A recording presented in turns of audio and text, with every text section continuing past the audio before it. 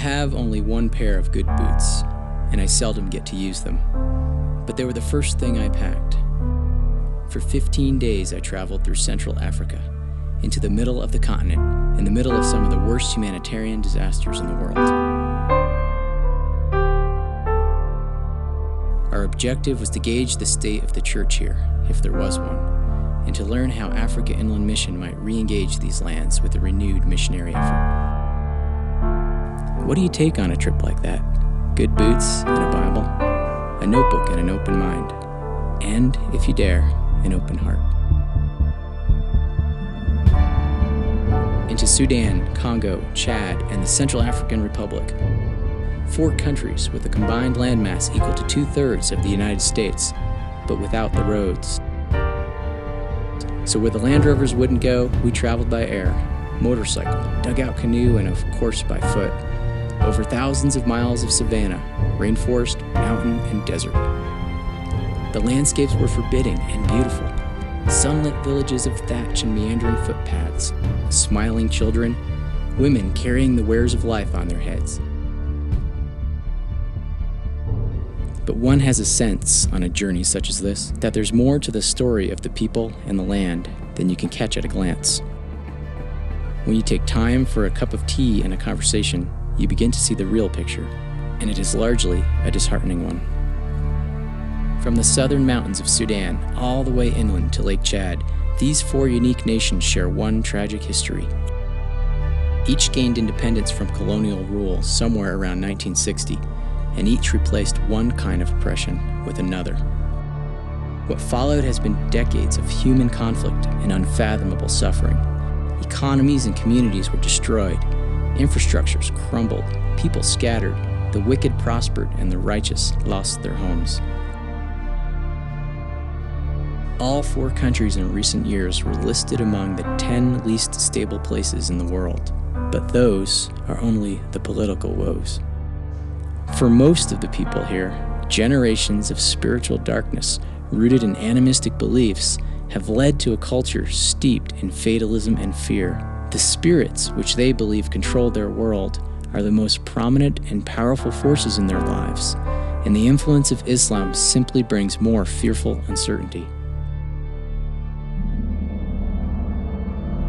My boots plodded through the thick elephant grass in the Imatong Mountains, tracing out a path up a hillside and back in time to an era when missionaries lived and worked here.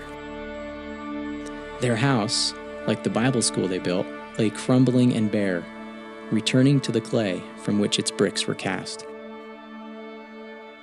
Sudan's war in the 80s drove the missionaries out and shut down the school. The church scattered, but somehow survived. It even grew.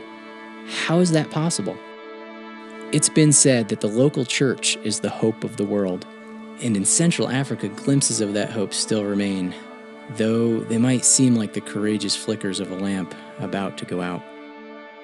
I sat and listened to James and John, 2 young Sudanese pastors aptly named, as they told the story of reclaiming a village for the Lord, and how they fought for it, literally on their knees, next to a slab of concrete that was once a whole church.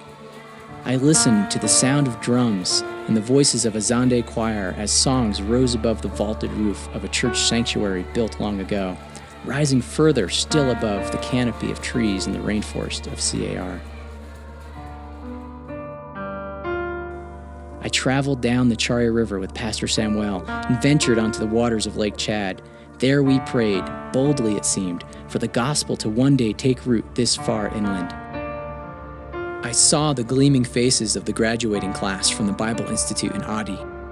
I saw Pastor Lalima praying over 1,000 ravaged and displaced people in Mbokolo. I saw an old man, his life long ago transformed, rebuilding that old Bible school there in the Imatong Mountains. The local church is the hope of the world, and it's the hope for Central Africa. It is God's chosen instrument to transform lives and bring people into His kingdom. It is His instrument to preserve a community, a country, and the world from the debasement and destruction of sin. As Jesus told His disciples, "You are the salt of the earth, the light of the world."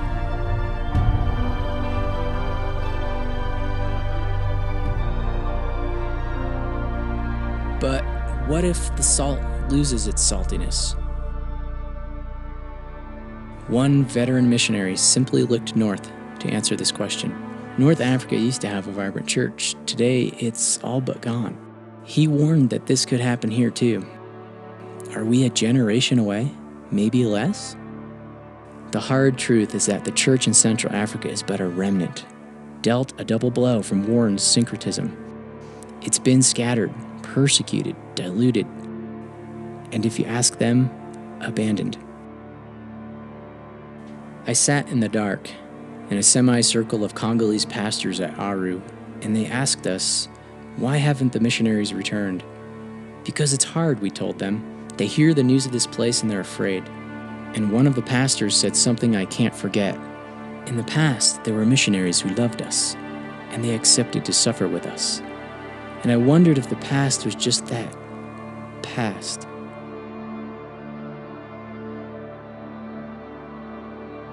The danger now is that the living stones of the body of Christ are looking much like the actual stones of many of the buildings, crumbling, one wall where there should be 4, choked and overgrown with weeds. AIM's initial missionary effort in these lands was not perfect, but the foundation laid by those first pioneers somehow endured a 40-year absence. We need to build on that. And church leaders are asking for missionaries, people who love Jesus and are willing to share their lives and talents to perhaps meet a practical need while all along addressing the most important one, transformational discipleship. It's time AIM returned to Central Africa.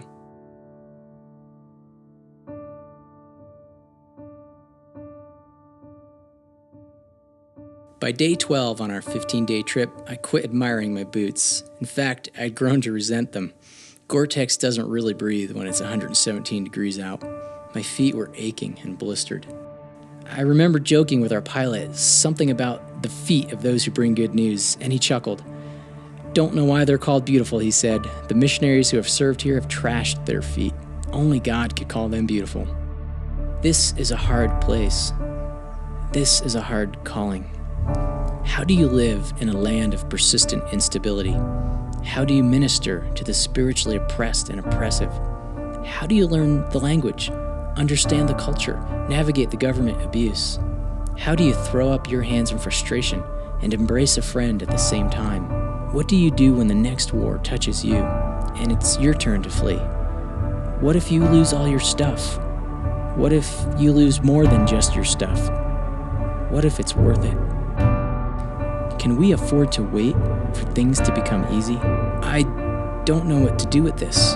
God is calling me to something, but is it something this hard? I have these feet, and they can go, even if they're not experienced. But the question I'm asking is this: are they willing? Willing to walk some of the earth's most beautiful and devastated lands?